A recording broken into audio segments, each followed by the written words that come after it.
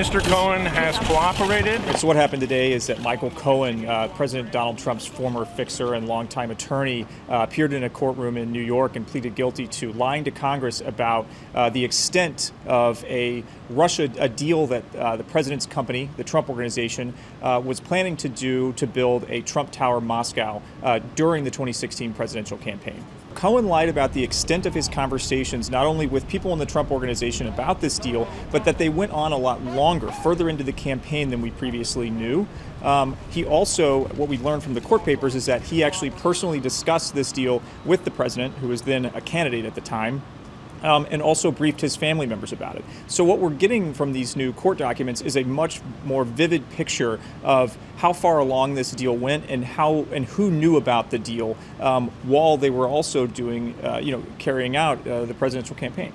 The president is acknowledging that this was a deal, and we've known that there was a deal. Michael Cohen disclosed that this deal existed and that there were talks about this building that would be built in Russia. But the new part of this is that the president's personal involvement in it and how much he knew and when. And also, if we're looking at kind of going forward, that Michael Cohen has cooperated extensively with the special counsel's investigation. One big issue now for the president is that he recently provided written statements to questions about his interactions with Russia, his campaign's interaction with Russia, that could have touched on this subject. We don't know for sure, but if there's any inconsistency between what Mueller says is true in these court papers based on their evidence and what the president says, that could be a problem for him. So what we knew about Michael Cohen before is that he had pleaded guilty to a number of different crimes, including campaign finance violations related to hush money payments that had been paid on the president's behalf to former Playboy model and also Stormy Daniels, a porn star.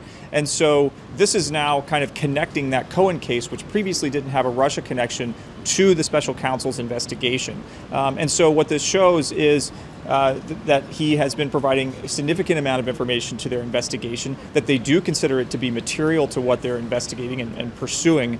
And so I think that we're just scratching the surface right now about what Michael Cohen may have told them. It's really hard to tell now kind of where this goes. What we're able to see is that it's not just about Paul Manafort and his business deals. It's not just about Michael Flynn and lies that he may have told or that he did tell about his interactions with Russia, that there is a very active investigation, a criminal investigation into whether or not there was contact between Trump associates and Russians during the 2016 campaign. And while this doesn't have anything directly to do with collusion or any question of that, this does show that someone who was a high-placed official at the Trump Organization, very close to the president, was discussing a business deal with even officials in the Kremlin during the time where the president was, leading a very public campaign for office.